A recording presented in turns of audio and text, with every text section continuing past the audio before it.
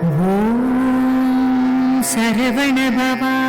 மனிதரும் ஒவ்வொரு புத்தகம் போன்றவர்கள்.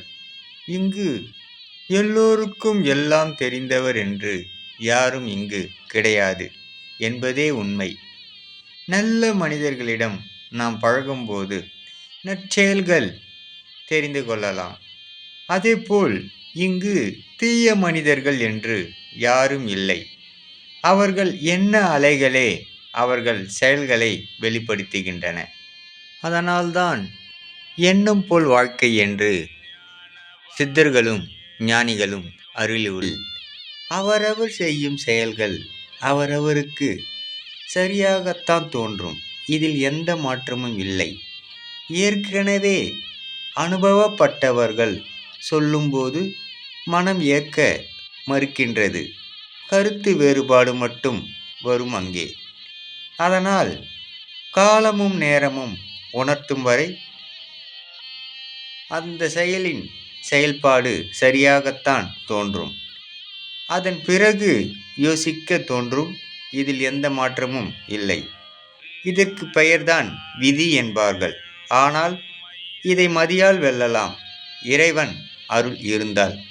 நாம் சொல்லிக்கொண்டே இருக்க வேண்டியது நான் நிம்மதியாக இருக்கிறேன் என்று சொல்லிக்கொண்டே இருந்தால் நமது எண்ண அலைகளே இந்த பிரபஞ்சத்தில் எதிரொலியாக மாறி கவலை என்ற ஒன்றை காணாமல் செய்துவிடும். மேலும் இங்கு முட்டாளாக இருந்தாலும் எந்த ஒரு பிரச்சனையும் இல்லை. அதேபோல் அறிவாளியாக இருந்தாலும் எந்த ஒரு பிரச்சனையும் இல்லை என்று சொல்லப்படுகின்றன.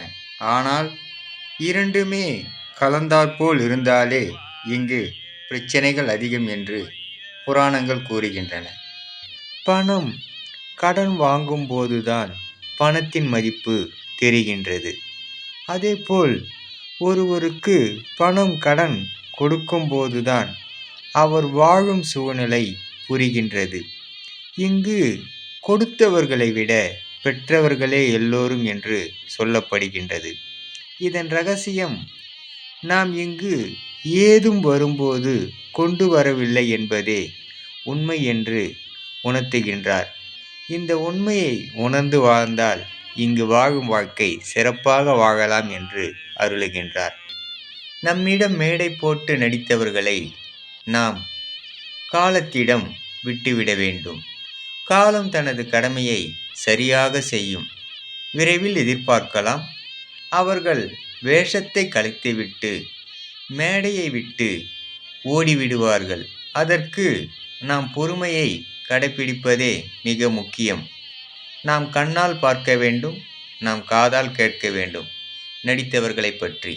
காலம் போடும் கணக்கை கடவுளை தவிர வேறு யாராலும் அறிய முடியாது.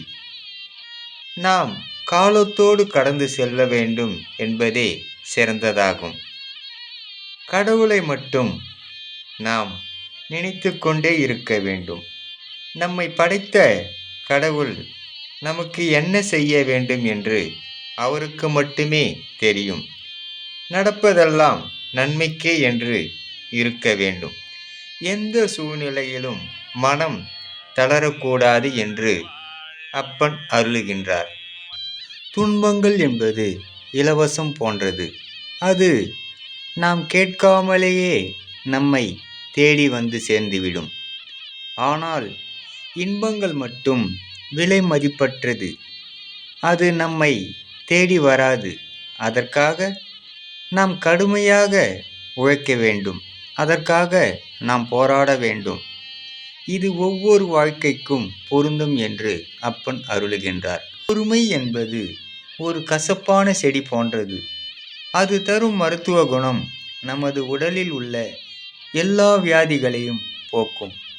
ஆனால் அவசரம் என்பது ஆபத்தான ஒரு தொற்று நோய் போன்றது. அது நம்மையும் பாதிக்கும், நம்மை சேர்ந்தவர்களையும் பாதிக்கும் என்று சொல்லப்படுகின்றன. அதனால்தான் பொறுமை கடலிலும் பெரிது என்று முன்னோர்களும் பெரியோர்களும் ஞானிகளும் சித்தர்களும் கூறியுள்ளார்கள். நமது வாழ்க்கையில் தனக்குத்தானே எந்த ஒரு செயலையும் நாம் அடக்க பழகிக்கொண்டால் வேறு எதற்கும் சிக்க மாட்டோம் என்று அருளப்படுகின்றன சித்தர்களாலும் ஞானிகளாலும்.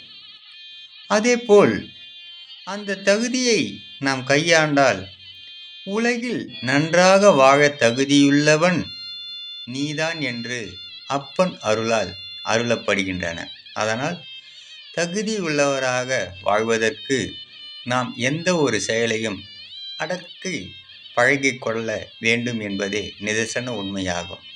கந்தப்பெருமான் நமக்கு சொந்த பெருமானாக இருந்து அருள்பாலிப்பார். முருகனின் மகன் ரவிமுருகன்.